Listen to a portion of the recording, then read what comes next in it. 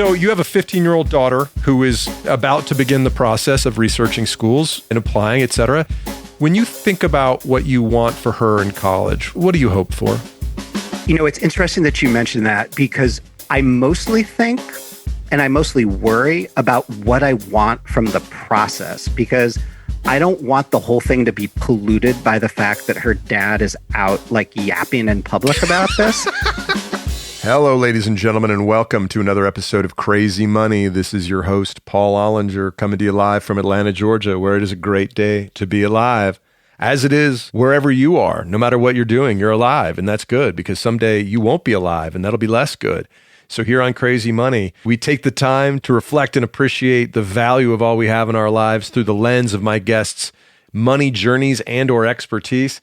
And folks, if you have a kid that is in college, on his or her way to college, or will be there in 10 years or so, you owe it to yourself to listen to my conversation this week with Ron Lieber. You might recognize Ron's name because he is the Your Money columnist at the New York Times, and his new book, The Price You Pay for College, is an incredibly important resource for you to understand the complicated and opaque journey that is both the college admissions process and the process by which families receive funding, whether it be merit or financial aid. So I learned a ton reading this book, and I know you'll enjoy this conversation. Before we get to Ron, let's talk a little bit about the Crazy Money Listeners Group. Well, first of all, if you're new to Crazy Money, you heard what it's all about a few minutes ago, but do me a favor, please, and hit subscribe if you're listening to this on Apple Podcasts and or follow if you're listening on Spotify or Stitcher. Other apps have different ways that you can follow, but opt in to have Crazy Money delivered to your app every Tuesday as we deliver new episodes because the guests really are pretty phenomenal. I want to say welcome to the new members of the Crazy Money Listeners Group on Facebook. That's right. There's this app called Facebook. Perhaps you've heard of it. And on that app is a group where people get together and give feedback to me about what we're doing on Crazy Money. And they maybe request some guests. They sometimes say, hey, Paul, quit making your introduction so long. And you know what? What I say there is you can always fast forward. I won't be hurt. But yeah, so here are some folks who've joined the Crazy Money Listeners Group. Aaron Joy, so nice to hear from you again. Ilana Brackett, Robin Foster Porter, hello. David Summer, what's up, dude? Brian Brasher, a.k.a. The Pitch Hammer. Kelly Asnola, or Asnola, hello, Kelly. Matt Dodge Hemi, Marnie Lopez, and Realtor to the Stars, Holly Parker, whom you're all going to love hearing my interview with whom you're going to love hearing my interview. No, because you're not going to listen with her. You're going to love hearing the interview I did with Holly. It's going to come out next week. She is an old friend and enormously successful realtor in New York City. She sold over $8 billion worth of real estate in the last 24 years. She will share with us some insights, both to her success and the anxiety that she feels that both keeps her going and is her nemesis in her daily battle to bring her best self to work and to the planet. So I know you'll love hearing Holly's interview. So by all means, subscribe and or follow. All right, let's talk about Ron Lieber. As you'll hear early in the interview, 2 years ago, I met Ron when I interviewed him for episode number 4 of Crazy Money. So it was a real pleasure to have him back. Ron Lieber's new book, The Price You Pay for College, contains critical, in-depth information about one of the most important financial decisions your family will ever make. After 15 years of financial reporting, Ron reports that, quote, no consumer decision inspires more confusion and emotion than the question of what to pay for college. And that's understandable if you think about it, because the price of a 4-year in-state school, the top ones, is now exceeding $100,000 over the course of that education. And for private schools, tuition alone can easily exceed $300,000. That's a lot of damn money. That's after taxes. So this is a giant investment. And a lot of families, probably most families, get bent around the axle around both the emotional and financial stress of, you want to provide the best place for your kid. At the same time, is school A that costs twice as much worth the extra investment, the debt that a family has to go into to provide their kid with the logo on the sweatshirt that she's always dreamed of? It's a tricky, tricky thing. Ron explains that not only is college ludicrously expensive, but the admissions process and the process by which families are awarded aid, both merit aid and financial aid, is purposefully opaque. So It's hard to know where your kid's going to get in, but also if you're going to have the ability to pay for it if he or she does. But he's done the reader a service, and I have read this book in its entirety, so I can vouch for it, but he's done us the service of diving head into this incredibly complicated process. He spoke to college professors, admissions officers, financial aid officers, registrars, presidents. Did I say college presidents? He spoke to a lot of them too, about what families need to know as they try to navigate these stormy seas, as they try to provide the best fit college for their kid at the fairest price and not destroy their financial future in the process. There's so many different ways to come at this, and I know you'll enjoy all the things that Ron has to share with you, and you will definitely learn something if you listen to this interview and if you buy the book, which I highly recommend, links to which are in the show notes. Here's more about Ron. Ron Lieber is a proud alumnus of Amherst College. Amherst College? Is it Amherst or Amherst? Anyway, and he's the Your Money columnist for the New York Times. Among his previous books is the bestseller, The Opposite of Spoiled, Raising Kids Who Are Grounded, Generous, and Smart About Money, which he discussed with me on episode number 4 of Crazy Money, links to which you can see in the show notes. By the way, if you haven't read The Opposite of Spoiled, you absolutely should. It is a fantastic book, as is the new one. Here, ladies and gentlemen, is Ron Lieber. Ron Lieber, welcome back to Crazy Money. It is great to be back. Thank you for inviting me. So I've got to tell you, you're the 4th guest on Crazy Money, and this is episode 95. So I want to say thank you very much for being willing to take a chance on me before many other people had. So thanks. You know, I smelled fun on you, and I was right. Is it fun?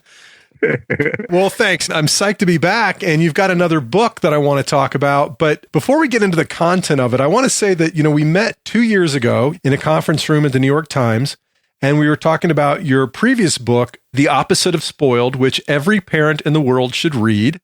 It's a great way to teach your kids values through the lens of money. But as we were talking about that, you mentioned that you were working on this next book, and it was about college. And we had a few minutes to talk about it during that thing. But as we were having this conversation, I thought, well, this book is going to be out within 9 months or so. But, I'm not sure if you're aware of this, but between then and today, there's been this pandemic that's happened around the world. So how did the pandemic affect both the content and the production timeline of your new book? Gosh, I mean, where to even start? So I had already pushed the pause button on this thing because I happen to have a bedmate who is also in the book writing business. And we both sold our books, I don't even know how many years ago it was now, at like precisely the same time. And hers needed to come out first. So I had already hit the pause button for like a year so she could get done and get out. So I finally finished this thing. It's early March 2020. Right. So, 9 months ago, 10 months ago now, and we're getting ready to fact check. And all of a sudden, the news starts to come in and we're looking at each other and we're looking at the news and we're looking at each other. And then the first college closes down and then the second one and then the third. And we're like, there's no way we can put this book out in August without somehow addressing the fact that all of higher education seems to be shutting down. And this thing, this virus, right? Surely this will all be over by then, right? And I can fix up the book and tie up everything in a neat little bow, and the book will just come out in January 2021.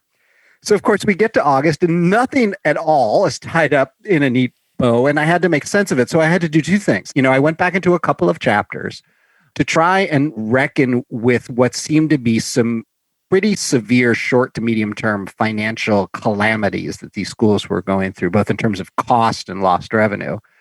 Then I also had to make sense of the fact that any person in the book might have died or changed schools, right? Or no longer believed the things that they said because the world had changed. So I had to go back and essentially re-report the entire thing to make sure it was true. That's a lot of fun, right? When you're approaching the finish line on a big publishing project, huh?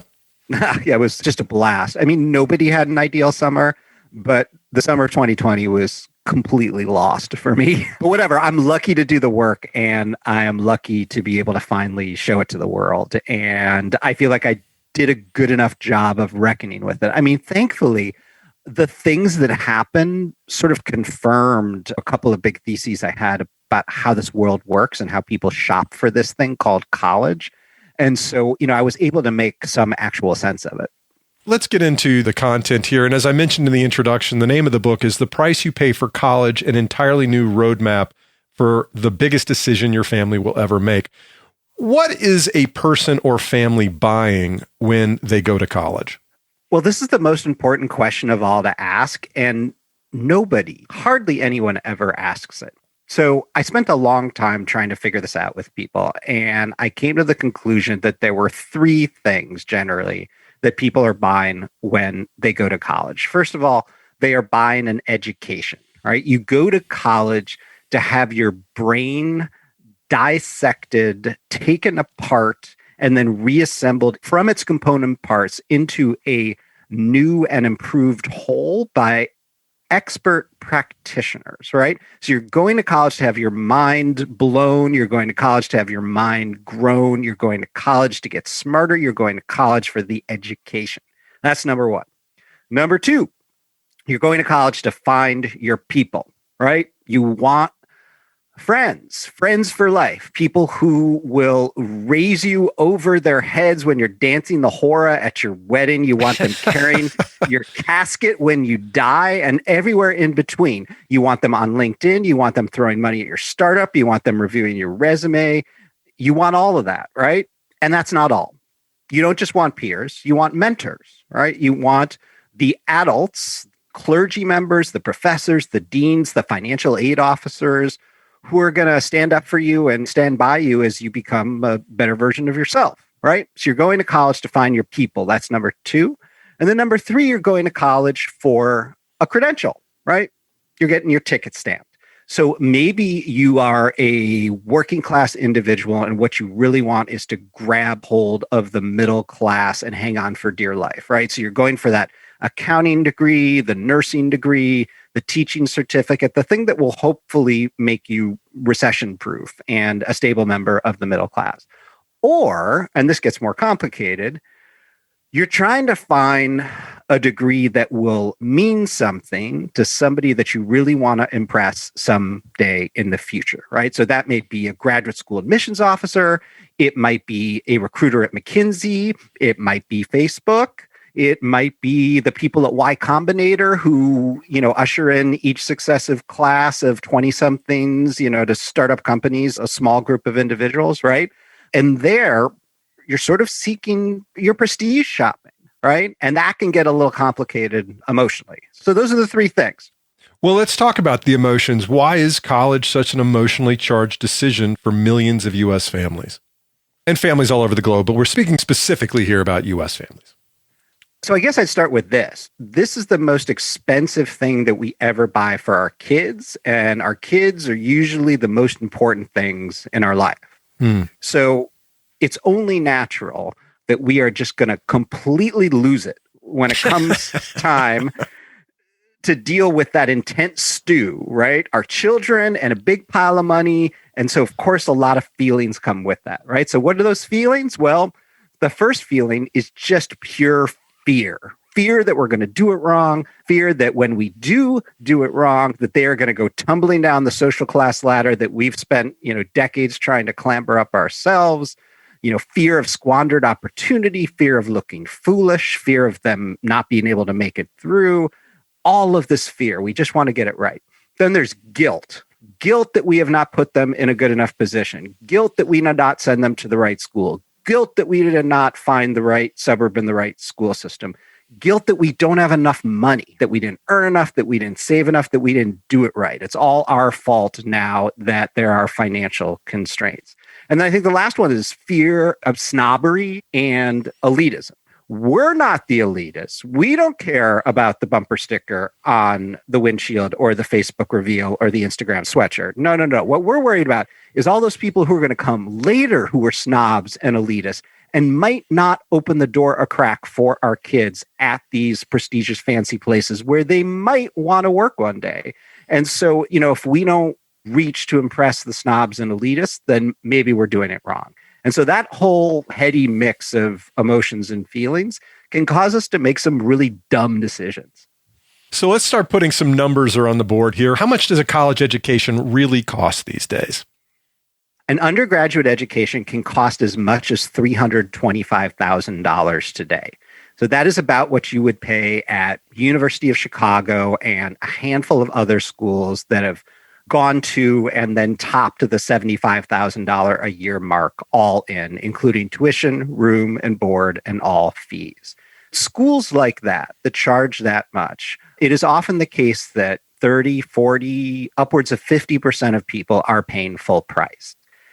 Now, at schools like those, they also will discount on the basis of financial need. Those of us who were, in our 40s and 50s, we kind of remember the old way of doing things, where if you did not have enough income or you didn't have enough assets, you would apply for financial aid and the school would sort of size you up and they would decide how needy you were financially. And then they would give you some money if they wanted you or if they had the money to give out. And that was how it worked.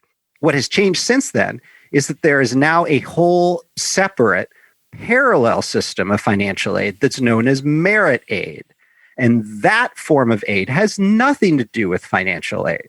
So there are all sorts of kids in the 1% who are getting $10,000, $20,000, $30,000 full rides at places like Tulane and USC just for being really good students that Tulane and USC want to steal away from Harvard and Duke. Right? So that whole part of it has gotten very complicated. Now, it is possible on the other end to pay nothing at all, right? You could be a 1%er who gets that full scholarship. Or you could be someone who's extremely low income. You could go to a community college with your Pell Grant, live at home, spend nothing, transfer to a state university that's relatively cheap, get a lot of need-based aid, and get out without very much student loan debt at all. So really much depends on what you're striving for and much depends on what you're shopping for. Does receiving merit aid make one meritorious? It depends on the institution, and you are right to ask because this can turn into a real big head trip. A friend of mine who's a college counselor just sent me a note the other day from a parent who was trying to figure a bunch of this out. And it was amazing what this parent had done subconsciously, although it probably made the schools salivate. What she had done was list not what the final cost would be at each of these institutions where her son had gotten in. She was listing the discount offers as if one should rank these places by the amount of discount, by the amount of merit aid that they're offering. So there was no information on how inflated the original list price was. There was no information on what the bottom line was. She was just excited that her son, and by extension her, had been patted on the head and told that they were a meritorious family. And so the school that was offering the biggest discount off the most inflated price may have had a psychological edge, right? So, anybody who's been involved with marketing knows what a coupon is. A coupon is marketing, and a merit aid is a coupon. As I was reading about it, and I've been conversationally aware of this back from my own experience in 1987 when I went off to college, I got a 50% merit/leadership scholarship to go to Rhodes College in Memphis, Tennessee. Had I not received that, I would have gone to the University of Georgia because that's just where my parents were. Isn't merit aid just like price discrimination? Like they want the best students, but they have to charge the amount that student is able and willing to pay. Yeah, so we should give you some credit. Decades ago, the way that this worked, more often than not, is that there was at least some actual merit involved, right? It's so old-fashioned. Right? Because, what Rhodes wanted to do back then was have a better name for itself out in the world. How would you have a better name for itself out in the world? You do better on the U.S. News list. How do you do better on the U.S. News list? You improve your inputs. What's the quickest way to improve your, average SAT score, average GPA? Buy students. Yeah, you go out and buy students like you who otherwise would have gone to UGA, to their state school, unless they got some financial inducement. And that strategy worked really well for schools like Rhodes, schools like Tulane, schools like Northeastern, USC. But if you do that hard enough and you do it long enough, pretty soon everybody else is going to respond competitively. And then it's a goat rodeo.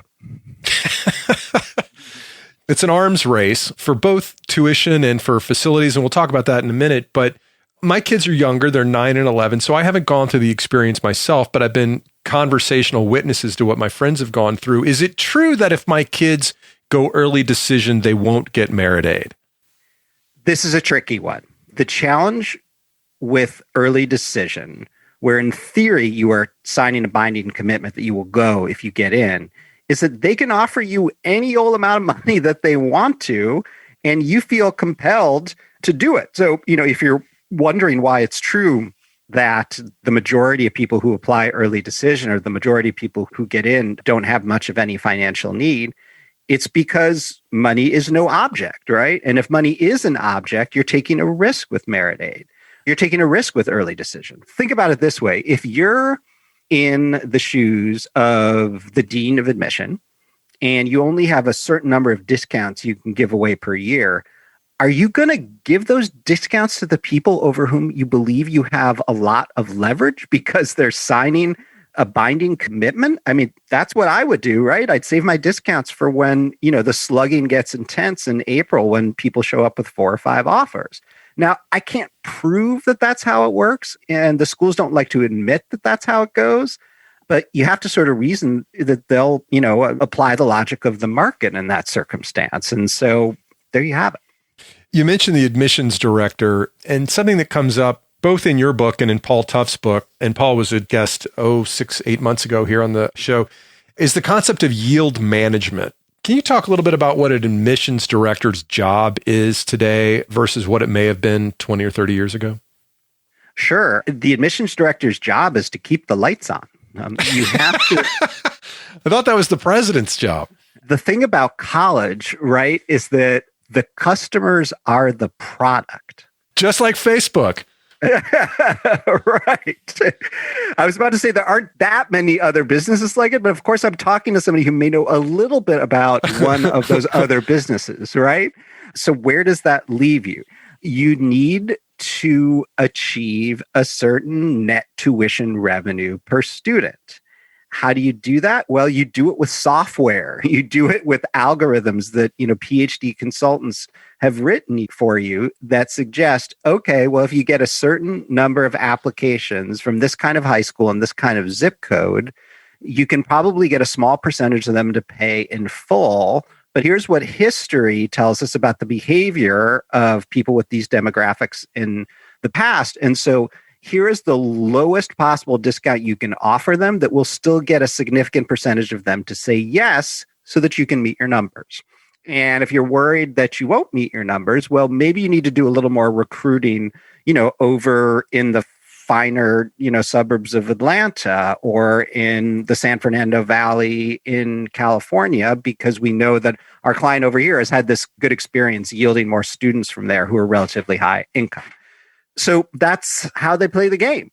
Now, these admissions directors also work for faculty, and faculty are not happy if the quality of students coming in the door goes down, and they prefer that the quality go up. But how much leverage do faculty really have at the end of the day, right? Tenure is an awesome gig, but you can't just go swapping one tenured gig for another. It's not that easy to pull that off. And so faculty can bellyache, but they are not really the leading constituency.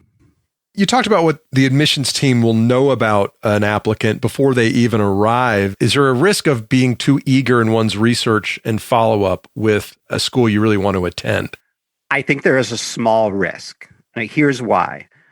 Most admissions experts will tell you about something called demonstrated interest, which you need to look up or ask about at schools that you're interested in. And what that says is that you will have a higher chance of getting in if you demonstrate interest. Now, the quickest way to do that is to show up on campus for an interview, which has led some people to think the demonstrated interest is classist, right? Because if you can't afford to show up for an interview, then how do you demonstrate your interest? Not the only part of the admissions process that is classist, but just one of them. But just for starters, right? Right, yeah. So, but my concern about it was the sort of inverse, right? If you demonstrate too much interest, is it possible the school will lowball you on the merit aid or on the need-based financial aid because they think they have you over a barrel? So we've got a couple pieces of evidence over the decades that show that this might be true. Several years ago, a whole bunch of schools that were working with a particular consultant, the ones that write these discounting algorithms, and the consultant had discovered that there was a direct connection between how people ranked their schools, listed their schools on the federal financial aid form, and what their first choice was. And what they found out was that if you had listed the client school number one, you could offer that person a lower discount and they would still come, all things being equal. That's just crazy. Yeah. Eventually this got out and the whole thing was shut down. But that was evidence that schools are looking to use demonstrated interest as a way to offer you less money. The Wall Street Journal also broke this wide open, albeit 15 or 20 years ago, in a front page story where Carnegie Mellon was caught doing a little bit of this. So we have some evidence that schools will try to do this if they can. And so what's the moral of the story? I would say be a little coy, right? I mean, demonstrate interest, open the email, sure, go and do the interview, but I don't know if I would be spending 2 hours on these websites, right? Because they're keeping score on that stuff. I don't know if I would send 100 emails to the admissions office. Maybe you want to play it, ever so slightly hard to get. Right. So I don't want my kid writing haikus about Northwestern and sending cookies to the admissions director in Evanston. Probably not. All right. We'll get into financial aid in 1 second, but what are the pros and cons of hiring an admissions counselor? Obviously, one con is the cost involved in doing so. Sure. This can be expensive, but the way I think about it is this. What do you know that you don't know? And what do you not know that you don't know? And the challenge with this system is that particularly on the financial aid side, and particularly with merit aid, it is not easy to figure out what a school's strategy is or how it operates. And in any given year, the strategy might shift depending on what's going on competitively, right? So how best to position yourself and how best to pick the schools to visit and apply to if one of the things you're hoping for is $100,000 off the list price, even though you earn $200,000 a year and you're not going to qualify for any need-based aid. So most high school guidance counselors just don't have the time to sort out that use case. Right. It's kind of a particular use case. So there are a handful of independent college counselors who specialize in this. Of course, their associations make them nearly impossible to find. But if any listeners are interested in finding them, I, for a variety of journalistic reasons, chose not to list them in the book. But I know at least 2 or 3 who are really good at this. And, I'm happy to make referrals, not because I get any kickback or commission, but because I just want people to find good people who can help them make sense of this, because it is too damn hard to figure out and it is not your fault. Yeah, the extent of the nooks and crannies of the admissions process that you shine a light into is really quite extensive. There's so many details that you cover that, applying your kid to college could be a full-time job if you wanted to make it such. I think that's right. There's someone I profiled in the book, a family from the mid-Atlantic states, where they were right in that, sort of sweet spot or sour spot, I guess is a better description, where they earned just enough money that they weren't going to get any need-based aid, but not so much that they could go around writing $75,000 checks each year. And they had 2 more kids coming down the pike.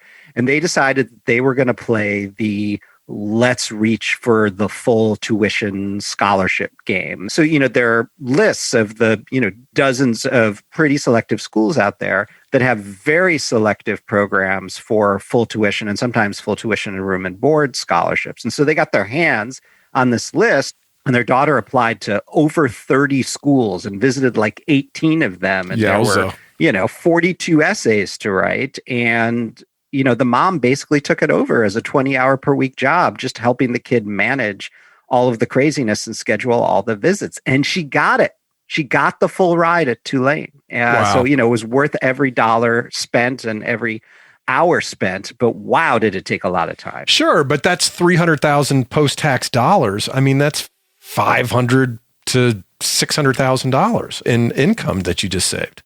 It's big money, right? So is it worth taking the shot? Sure. Is it insane to have to spend 20 hours a week for a year plus doing this? It's bonkers.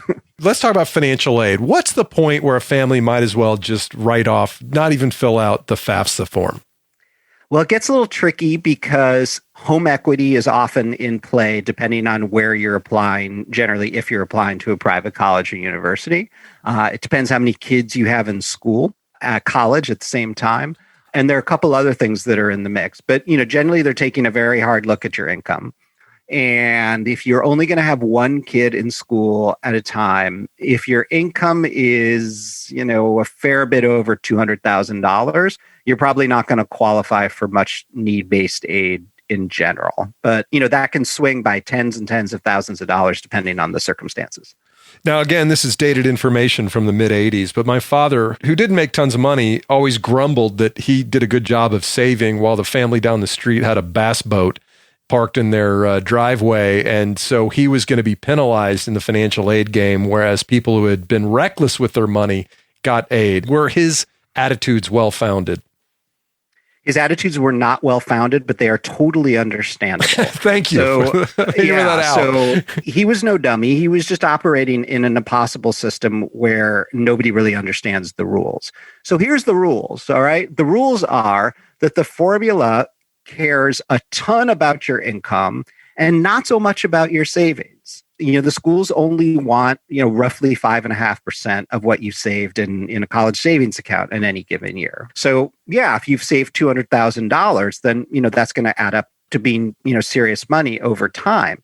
But it's not like they're making a grab for everything. So why do people come to the conclusion that the folks who don't save anything are getting a free ride or a full ride on their parsimony? Well, there are a couple reasons that happens. First of all, we can't know where that bass boat came from, right? We don't know whether there's some, rich uncle in the background buying the bass boat. We don't know how much debt the family down the street is in.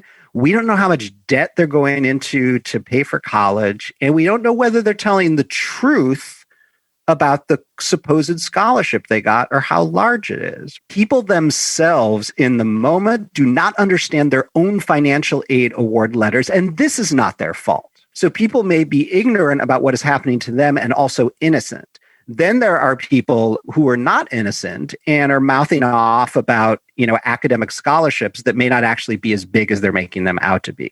And so there's a lot of stuff that's sort of swirling around, right? And then this goes through the telephone rumor mill, in your favorite local upper middle class suburb.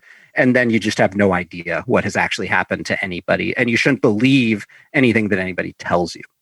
So my neighbors are not a good source of reliable information on how the system works. I would be very wary of trusting your neighbors. By all means, talk to your neighbors, but your neighbors are a market of one. And any given school in any given year for any given type of student may have different needs or similar needs than the other school that seems similar to you, but really isn't for a variety of reasons that you can't understand because you don't know what's going on behind the curtain. It's possible to discern patterns by looking at the limited data that schools make available, but comparing yourself to the family down the street is just likely to be an exercise in frustration, particularly when it comes to financial aid and the various forms of discounts. Ron, tell me what cruel optimism is and the role it plays in the admissions process. Cruel optimism is a phrase that I learned that I believe was coined by University of Chicago English professor named Lauren Berlant. And cruel optimism is the quality or state of being where the thing that you desire the most actually becomes an obstacle to your own happiness, right? So the way it fits in this context and really fits perfectly is that you're sort of going along on your merry way, raising your kid, raising your kids, doubling your expenses or tripling them if you have a third. And you're doing all of this concerted cultivation. You're spending money on travel teams and, musical pursuits and terrific summer enrichment. And then you approach 8th or 9th grade and all of a sudden you wake up to the fact that these state schools now cost over $100,000 in many instances or $300,000 for more selective private ones. And you just don't have it. And you're not going to have it. And this thing that you've been sort of implicitly or maybe explicitly promising yourself and your kids that all options are going to be open, maybe the way they were for you back in the day, that's no longer true. And this optimism you had about opening every possible door for your kid is not actually going to be possible. And that feels like a form of not just self-cruelty, but cruelty to your child because you've made it seem like anything would be possible. And now you're discovering that it would in fact be imprudent to continue to keep that promise. So it's a form of depression, essentially, that sets in when you realize that you're not going to be able to do what you thought you'd be able to do or wouldn't be smart to try. That's got to be a very common thing unless people just don't realize they're in that situation until even later. So what does a person do when their kid is 14 years old and they realize they haven't put themselves in the optimal situation to get their kid through college? Well, the glancing aside that you made to the possibility that you might not even realize it until senior year is actually a real phenomenon. And every year, one of the reasons I wrote the book was that my phone just kept ringing as I aged into the cohort where the early breeders among my peer group were sending their kids off, right? People were ending up in March or April having no idea what hit them and facing down bills that were just going to be impossible. And, literally, tears and rending of garments on the telephone. People they just hadn't seen it coming. Really, really smart people. And so you have to sort of start paying attention in middle school before you even know what kind of high school student you may have. And ask yourself and ask your spouse if you have one, and definitely ask your ex, as difficult as it may be, because that will get complicated. What do we think our ability to pay this bill might be? And what is our willingness? And are those two things different? And do we disagree? Because if so, we better damn well work it out and not be fighting about it in front of our kid. Because if there are two of us, we've got to have a sort of united front and a strategy about this. And if the world is not our oyster, it's sort of only fair that our kid knows that. That's such a hard reality to face. And it does seem like that might be one of the sources of this huge student loan problem that we have. And not just student loan, but parental loan. Not just unaccomplished people who aren't smart. You tell the story of former presidential candidate, former governor of Maryland, Martin O'Malley, who disclosed his financial situation, which, by the way, is a quaint notion for a politician, who disclosed that he had $340,000 in loans outstanding for just his two oldest kids, and he had two younger ones. That's a pretty existential financial situation to be in. Right. So the question that parents ask themselves, if they attempt to push it through this framework of cruel optimism, is what is the greater form of cruelty? Is the greater form of cruelty to stomp these dreams into submission and pay for a state school or only the private college that's willing to discount to close to state school prices? Or is the cruelty to put the kid and ourselves as parents into debt to chase what maybe ought to be an impossible dream, but is not? And why is it not? Because the federal government in the Parent Plus loans program is willing to lend up to the entire cost of attendance per Martin O'Malley, regardless of your ability to pay. There is no financial underwriting, just a very, very mild, like you can't have declared bankruptcy 6 weeks ago, form of credit check. So you can levy yourself up to the hilt to chase this dream. So is that cruel, or would the cruelty be to, deny your kid's dream? And my friend Kate Zaloom, who wrote an academic book called Indebted, she's an economic anthropologist, right? And she did a study of people who borrow for college, parents in particular. And she has this phrase that I love about how potential is priceless when it comes to parenting. And so if you want to know how we got to $1.7 trillion in debt, it's because potential is priceless. I remember caring so much about where I went to college and really thinking about how wearing the right sweatshirt and having the diploma with the right name on it would legitimize me. And my cousin, I remember my older cousin had the same experience. She really wanted to go to WNL and it just wasn't in the cards. And so she went to the honors program at Georgia. And it's like, I remember how intense I felt that. You said you couldn't get commission for referring admissions counselors. Here's how you monetize this, Ron. Here's my idea for you. Let's say my kid gets into her dream school and it costs 3 times the cost of the honors program at my state school. I give her your number and you break the bad news to her. That's worth like $1,000. Easy to avoid that conversation. So what you are suggesting is a reasonably close cousin, like a second cousin once removed, to the question of whether you should bribe your kid to go to the cheaper school. And this happens. The teary phone calls and sort of renting of garments. I still remember the conversation with the family where this was like the year before it became clear that like all of a sudden Tulane was one of the hardest schools to get into in the country out of nowhere, basically. And, the kid had gotten into the University of Michigan and the kid had gotten into the Tulane honors program. Michigan was out of state and Tulane was going to cost like $80,000 less over 4 years. And the parents were like, look, we have to level with you. We want you to do what you want, but you need to know what the financial reality is. And the reality is if you go to Ann Arbor, there will be no family vacations for the next 5 years. And, we're not sure if you go abroad, if you'll be able to like stay in Europe for the summer. And I mean, look, these are high class problems, sure. Right? But the kid was like, you're trying to bribe me. Anyway, she went to Tulane and she shot the lights out. Tulane's your fallback school? I mean, come on, that's not terrible, right? I mean, Ann Arbor is awesome, but New Orleans is a pretty fun place to hang out. Well, right. But think about it. These are our teenagers. Absolutely. All we've ever wanted to do was cultivate their potential. That potential is priceless. They are crying. We are on the crux of it, right? It is so easy to just say yes to them. It is so easy. Which brings us back to a concept from your previous book, the Land's End line, right? Explain the Land's End line and how it might relate to this conversation about college. Oh, I love that you're drawing these lines. All right. So I grew up in Chicago and the Land's End catalog back then was like more of a regional phenomenon. And, the catalog would come, it would be all of this, sort of basic sportswear and t-shirts and turtlenecks. And you would call and order stuff and you'd talk to these really nice ladies in Wisconsin.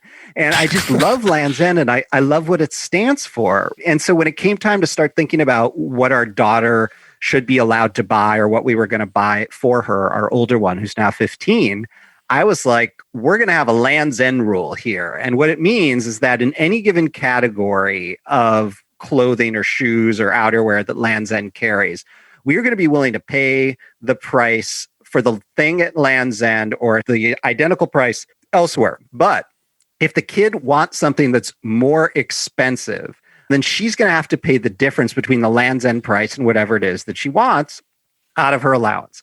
And that was how we were going to bring some financial discipline to the proceedings. And so the question then becomes 10 years later, and it's time to apply for college. You've had the conversation with your spouse, if you have one, or your ex, if you have one, or two exes, right? About the ability to pay and the willingness to pay. And you come up with a number and you just say, look, this is what we're going to be willing to do. This is going to be what we're able to borrow and willing to borrow. And you're going to need to make up the difference. And that might mean merit aid, or it might mean student loans, or it might mean working, 15 hours a week during the school year. And you have a conversation about that. And then your kid knows where things stand. And you try as hard as you can to stick to it on April 26th and April 28th and April 30th when there are tiers. Yeah. So you mentioned before the fact that the government will basically lend you as much money as you're willing to take on. Do you foresee a day when student debt is subject to bankruptcy laws or apportioned based on the course of study that a student wants to pursue?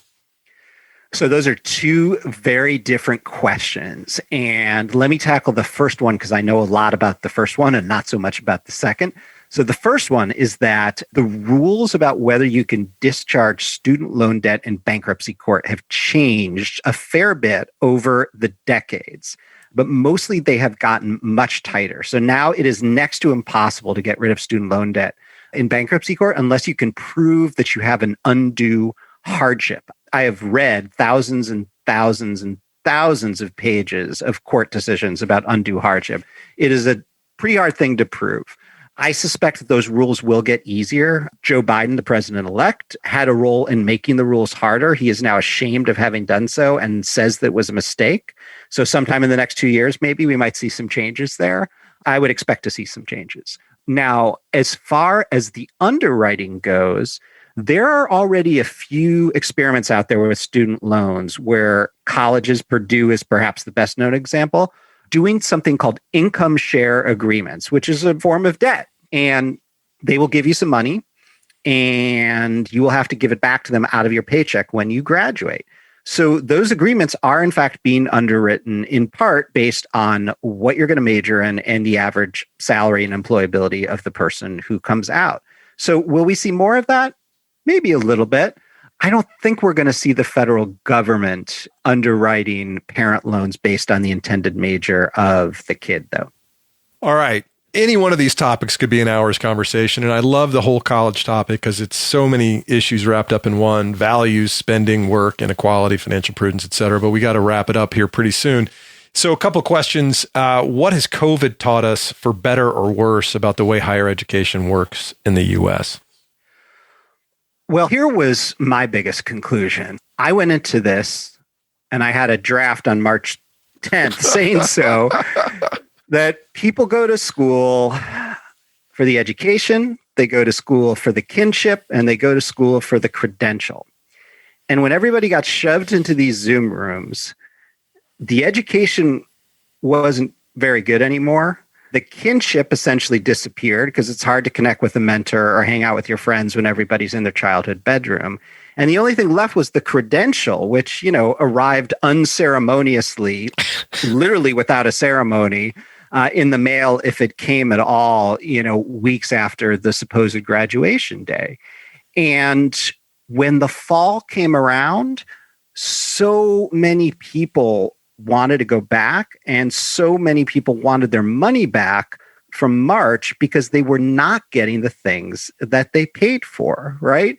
And so to the extent that anybody thinks that online education or some form of, kind of hybrid online learning is going to replace the residential undergraduate education, the traditional form, the one that has now become a rite of passage for the middle class and above, I think they've got another thing coming, because we've just had an experiment in forced deprivation of that rite of passage, and people were really pissed off. Like they wanted to sue because they weren't Right. getting it, right? Right.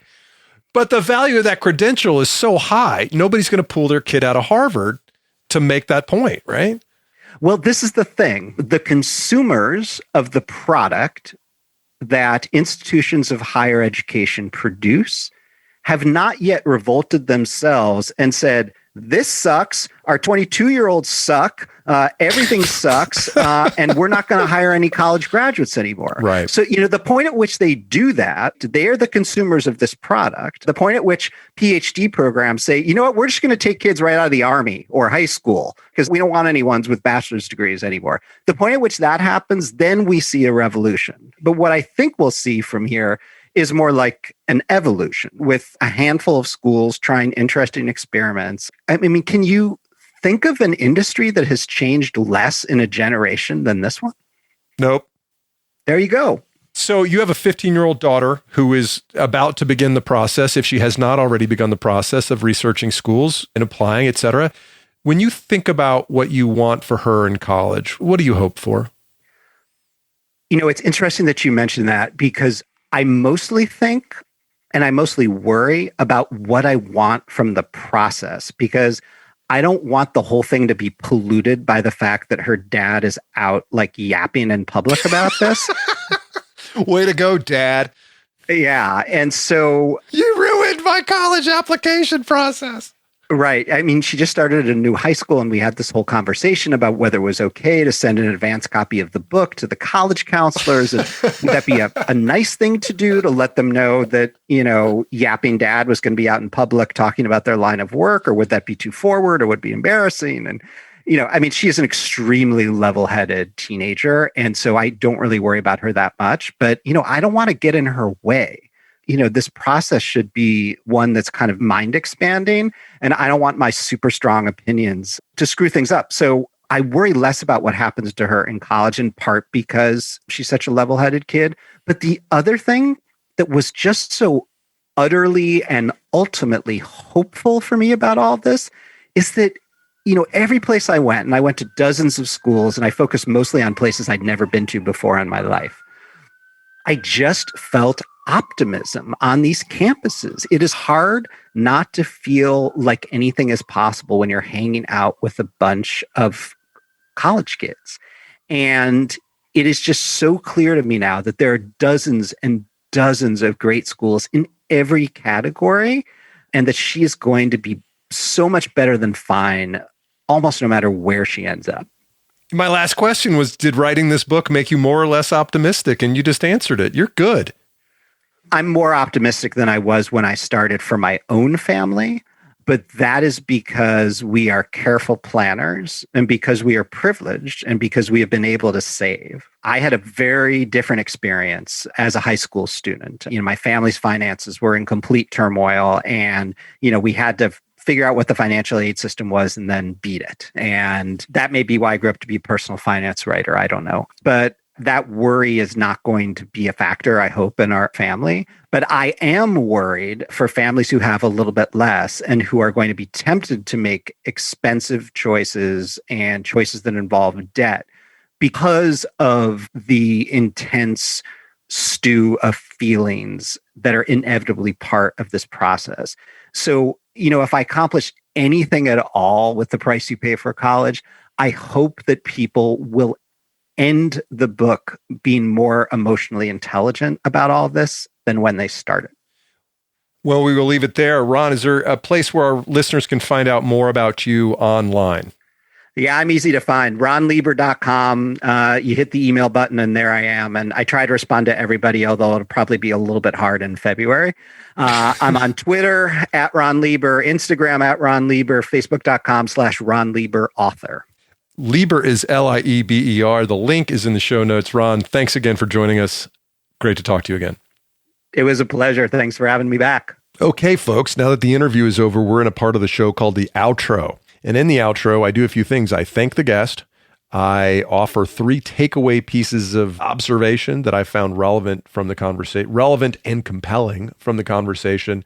I then ask you to rate and review the show. And then what do? I remind you who's going to be on next week, encourage you to tune in and subscribe. And then I tell Mike Carano to make me sound smart. Let's start at the top. Ron Lieber, thank you so much for joining again. What a treat that you were number 4. Thanks for taking a flyer on me back for episode number 4. And thanks for coming back again. Let's segue right from there into the takeaways. Number 1 is, Ron, I truly mean it when I say that I believe you've done a service here to the reader, because the college admissions game is complicated, intimidating, and it's a battle that families have to prepare themselves for on a whole number of fronts. See how I extended the battle metaphor? Financial, emotional, logistical, because to do it right takes a hell of a lot of time. You got to start early and really try to define success as early as you can in the process. None of these things is easy to do. It's not a process you're going to look forward to if you're going to do it right. And this book that Ron's created is a tremendously useful guidebook that when my kids, 5, 6, 7 years down the road start going through this process, I will be revisiting this book in whatever updated form it takes at that time. Secondly, we talked a lot about how much value people ascribe to their kids' college dreams. And I want to echo some things that Ron either said specifically in this interview or in the book, and that you're not doing your kids a favor by impoverishing yourselves to send them to a fancy university, especially if that fancy private school isn't really something that is going to move the needle on their professional career. So do everything you can, folks, to make the right financial decision, not just for your child. Don't load them down with debt, but don't put yourselves hundreds of thousands of dollars in debt as you start to approach retirement age. Your kids are going to have to pay for your ass at some point, one way or the other. So you might as well make the smart financial decision today. My third takeaway is that it is my hope that someday in the very near future, we will start to see some very real innovation in higher education. And when I say innovation, I just don't mean the ways in which school is delivered as a product. I mean reframing the price of college within a context of the value that it provides, that it becomes socially acceptable and socially desirable not to necessarily send your kid to a 4-year institution, but to a 2 or 3-year institution where they receive skills that are very applicable to the marketplace. we make the assumption that everybody will benefit equally from a college education, or that the skills that are delivered in those very expensive experiences necessarily create long-term market value for your kid. And it just isn't true. So I would like to see those things come a little bit more into alignment as we move forward as a society.